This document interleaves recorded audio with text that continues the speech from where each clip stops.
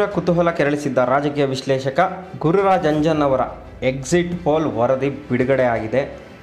ಗುರುರಾಜ್ ಅಂಜನ್ ಅವರ exit poll ಪ್ರಕಾರ ಕರ್ನಾಟಕದಲ್ಲಿ ಈ ಬಾರಿ ಸಿದ್ದರಾಮಯ್ಯನವರ ಸುನಾಮಿ ಅಪ್ಪಳಿಸಿದೆ. ಇದು ಸುನಾಮಿಗೆ ಬಿಜೆಪಿ ಜೆಡಿಎಸ್ ಮೈತ್ರಿ ಕೊಚ್ಕೊಂಡು ಹೋಗಿದೆ ಅನ್ನೋ ಒಂದು ಸುಳಿವನ್ನು ಈಗ ಗುರುರಾಜ್ ಅಂಜನ್ ಅವರು ಕೊಡ್ತಾ ಇದ್ದಾರೆ. ಕಳೆದ ಒಂದು ವಾರದ ಹಿಂದೆನೇ ಅವ್ರು ಹೇಳಿದರು, ನಾನು ಎಕ್ಸಿಟ್ ಪೋಲನ್ನು 31ಕ್ಕೆ ರಿಲೀಸ್ ಮಾಡ್ತೀನಿ. ಎಕ್ಸಿಟ್ ಪೋಲ್ ಏನು ಬರುತ್ತೆ ನಂಬರ್ಸ್ ಅದನ್ನು ಸೇವ್ ಮಾಡಿ ಇಟ್ಕೊಳ್ಳಿ. ನಾನು ಕೊಟ್ಟಿರೋ ನಂಬರ್ಸ್ ಸುಳ್ಳಾಗೋದಿಲ್ಲ, ಸೇವ್ ಮಾಡಿ ಇಟ್ಕೊಳ್ಳಿ. ಯಾರ್ಯಾರು ನನ್ನನ್ನು ಟೀಕೆ ಮಾಡ್ತಾರೋ ಅವರೆಲ್ಲರೂ ಕೂಡ ಇದನ್ನು ಸೇವ್ ಮಾಡಿ ಇಟ್ಕೊಂಡು ಜೂನ್ 4ನೇ ತಾರೀಕು ರಿಸಲ್ಟ್ ಬಂದ ಮೇಲೆ ನನಗೆ ಪ್ರಶ್ನೆ ಮಾಡಿ ಅನ್ನೋ ಒಂದು ಸವಾಲನ್ನು ಹಾಕಿದರು. ಈಗ ಗುರುರಾಜ್ ಅಂಜನ್ ಅವರು ಎಕ್ಸಿಟ್ ಪೋಲ್ ಬಿಡುಗಡೆ ಮಾಡಿದ್ದಾರೆ. ಗುರುರಾಜ್ ಅಂಜನ್ ಅವರ ಎಕ್ಸಿಟ್ ಪೋಲ್ ಪ್ರಕಾರ ಕರ್ನಾಟಕದಲ್ಲಿ ಕಾಂಗ್ರೆಸ್ ಪಕ್ಷ 17ರಿಂದ 22 ಕ್ಷೇತ್ರಗಳಲ್ಲಿ ಗೆಲ್ಲುತ್ತೆ.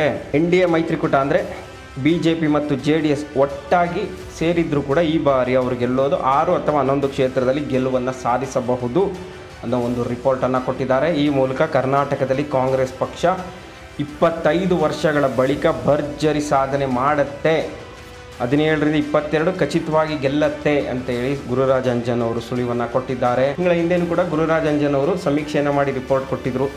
ಆಗಲೂ ಗುರುರಾಜ್ ಅಂಜನ್ 18ರಿಂದ 22 ಕ್ಷೇತ್ರದಲ್ಲಿ ಕಾಂಗ್ರೆಸ್ ಗೆಲ್ಲಬಹುದು ಅನ್ನೋ ಸುಳಿವನ್ನೇ ಕೊಟ್ಟಿದ್ದರು. ಈಗ ಎಕ್ಸಿಟ್ ಪೋಲ್ನಲ್ಲೂ ಅವತ್ತು ನಾನು ಏನು ಕೊಟ್ಟಿದ್ನೋ ಅದೇ ನಂಬರ್ಸ್ ಖಂಡಿತ ಬರುತ್ತೆ. ಎಕ್ಸಿಟ್ ಪೋಲ್ನಲ್ಲೂ ಅದು ನಮಗೆ ಗೊತ್ತಾಗಿದೆ ಅನ್ನೋ ಒಂದು ಸಂದೇಶವನ್ನು ಕೊಡ್ತಾ ಇದ್ದಾರೆ.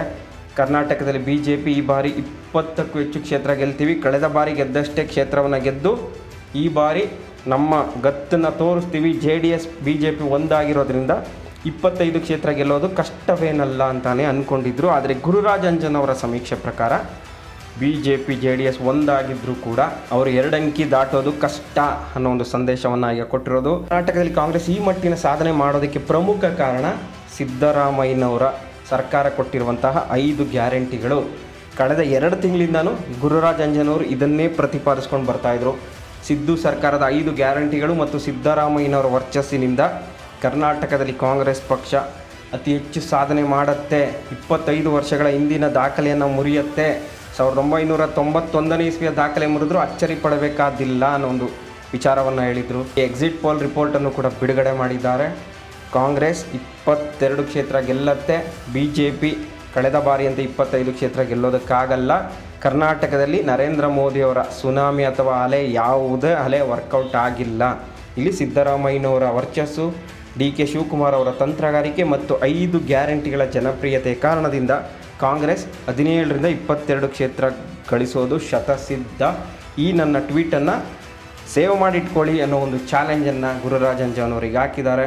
ಈಗ ಗುರುರಾಜ್ ಅಂಜನ್ ಅವರ ಎಕ್ಸಿಟ್ ಪೋಲ್ ಪ್ರಕಾರ ಕರ್ನಾಟಕದಲ್ಲಿ ಕಾಂಗ್ರೆಸ್ 20 ಕ್ಷೇತ್ರವನ್ನು ದಾಟುತ್ತಾ, NDA ಮೈತ್ರಿಕೂಟ 2 ಅಂಕಿನೂ ದಾಟೋದಿಲ್ವಾ?